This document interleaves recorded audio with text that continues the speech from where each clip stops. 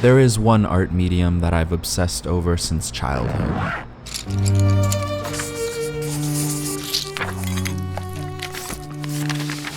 One that has creativity and color ingrained in its essence. One that's given to children as a throwaway tool. One that is overlooked and underappreciated. To me, it is the most beautiful tool that captures pure innocence in the absence of expectation.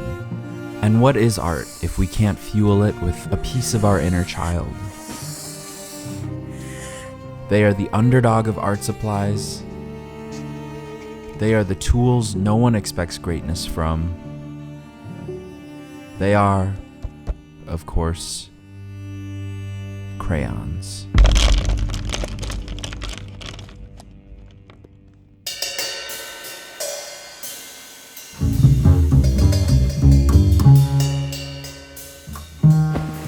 The simplicity of crayons cannot be overstated.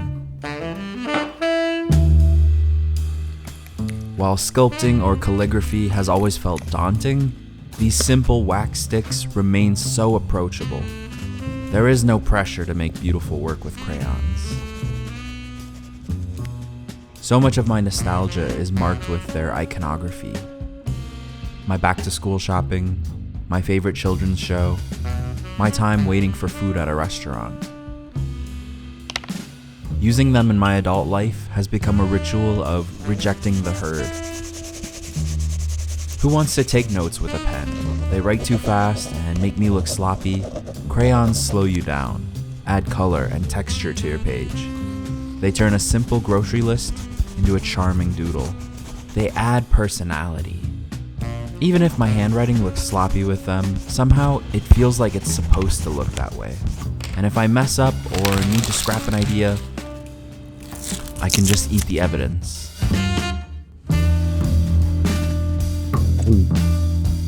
Some call it the tool of a child, but that's only an insult from those who don't appreciate kids.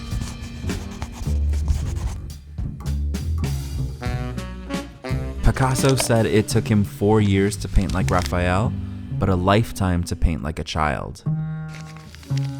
So I've been embracing my inner child and slowly relearning the art of crayons. In order to learn a craft, there needs to be structure. So I created myself a guideline. 1. No erasing anything.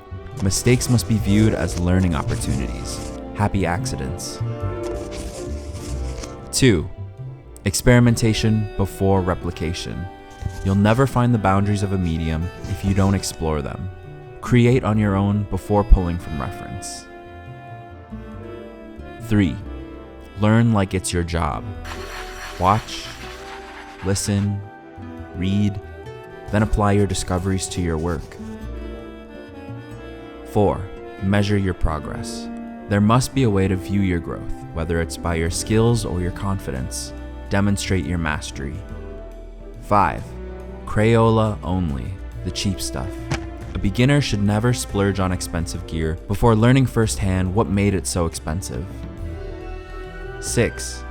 Find enjoyment in the process. Channel your inner child to create new work. If something becomes frustrating, find a solution. These 6 guidelines will help me stay disciplined and creative. With these new rules now established, we can finally begin.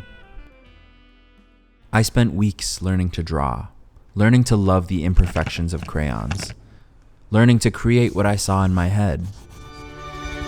An expression of my thoughts, emotions, and experiences. The ability to share these with others is a skill I value greatly, and learning how to do it through the medium of crayons was a skill I was excited to master. But along the way, I realized this journey wouldn't be possible at all without today's sponsor, me. This is Joe. Hey, I'm Joe. He's a 20-something filmmaker, photographer, editor, creator. His skills are unmatched. Shit! His turnarounds are lightning quick. His editing is flawless. Throughout my creative process with crayons, he was there to document every second of it.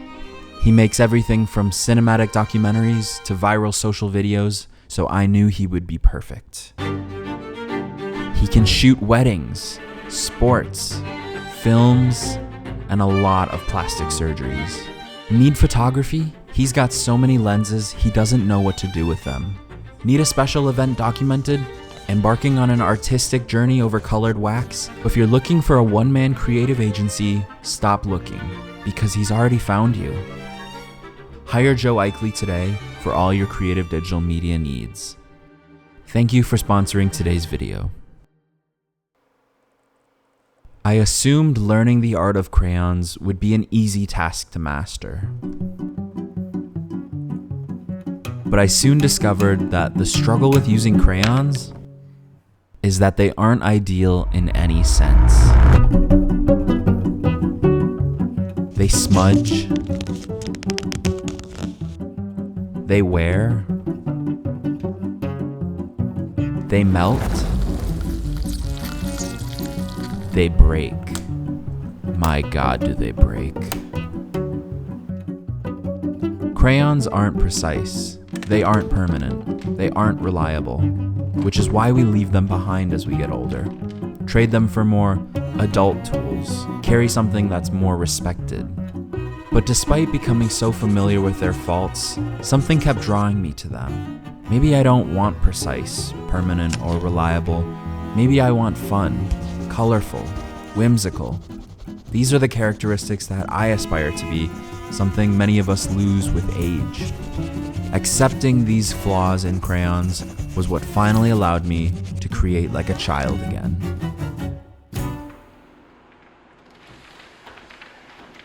If I've learned anything from crayons in the past month, it's that the tools you use have a soul of their own. The imperfections of a lens, the subtle static of a mic, the charming waxiness of a crayon. They all breathe personality into an artist's work.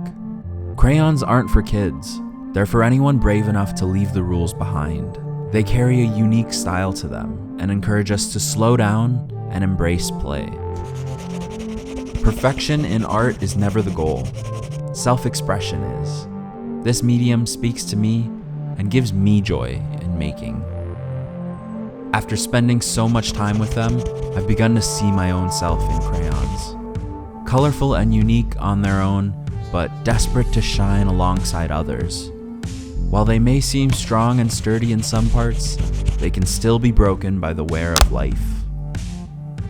But even when they break, a little warmth and encouragement can bring them right back together.